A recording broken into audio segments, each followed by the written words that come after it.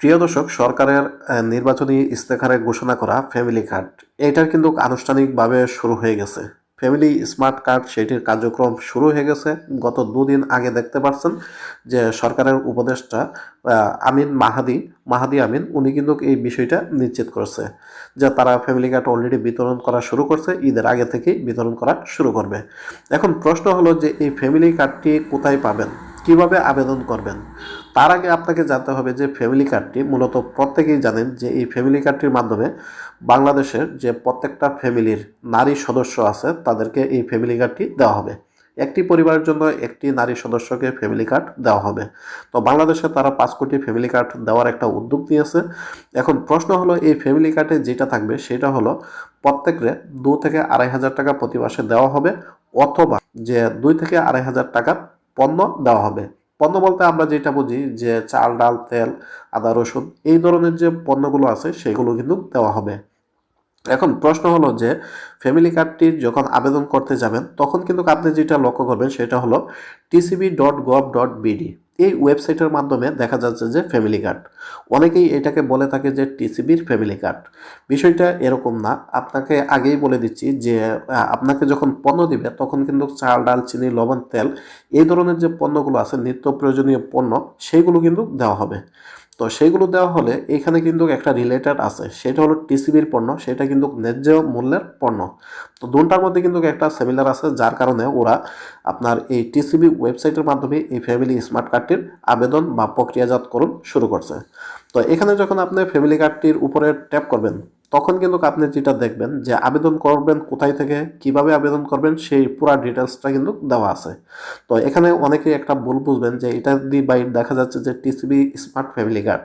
তো এটাই টিসিবির update version হলো বর্তমানে তারেক জিয়ার যে ঘোষণা করা যে ফ্যামিলি কার্ড সেটার। তো এখান থেকে আপনারা যারা এই বিষয়ে আরও বেশি জানেন তারা অবশ্যই কমেন্টের মাধ্যমে জানাবেন, আর যারা না জানেন কিভাবে আবেদন করবেন সেটা দেখে নেন। তো এখানে আপনার টিসিবির স্মার্ট ফ্যামিলি কার্ড বা ফ্যামিলি কার্ড যেটাকে আপনারা বলা হয়েছে এটার আপডেট ভার্সনই ফ্যামিলি কার্ড। আমি বারবার বলতেছি, আপনারা কখনোই ভুল করবেন না।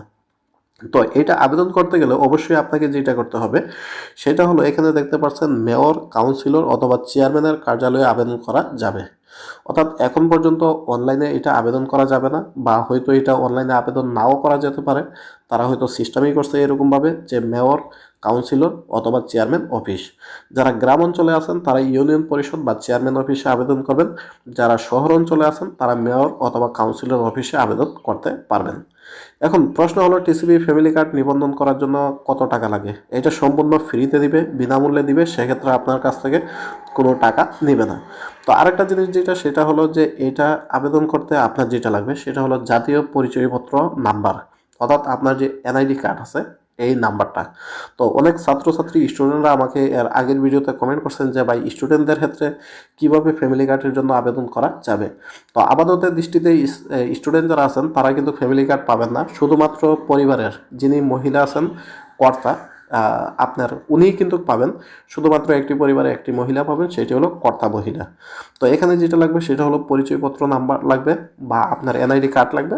আরেকটা যেটা সেটা হলো আপনার নিজের এনআইডি দিয়ে নেওয়া একটি মোবাইল নাম্বার লাগবে। অনেকেই যে কাজটা করেন নিজের এনআইডি দিয়ে মোবাইল নাম্বার ব্যবহার না করে আরেকজনের এনআইডি নাম্বার দিয়ে মোবাইল নাম্বার ব্যবহার করেন, এই ধরনের যারা সিচুয়েশনে আছেন তারা যেটা করবেন আপনি নিজের একটি এনআইডি দিয়ে মোবাইল নাম্বার রেজিস্ট্রেশন করে নেবেন।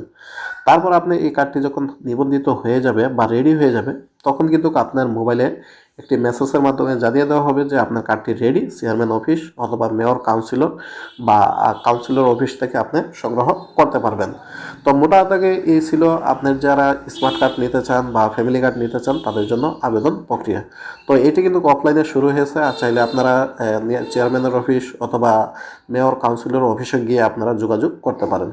তো এই বিষয়ে যদি আরও কোনো মতামত থাকে বা ভালো ধারণা থাকে শেয়ার করতে পারেন। ধন্যবাদ।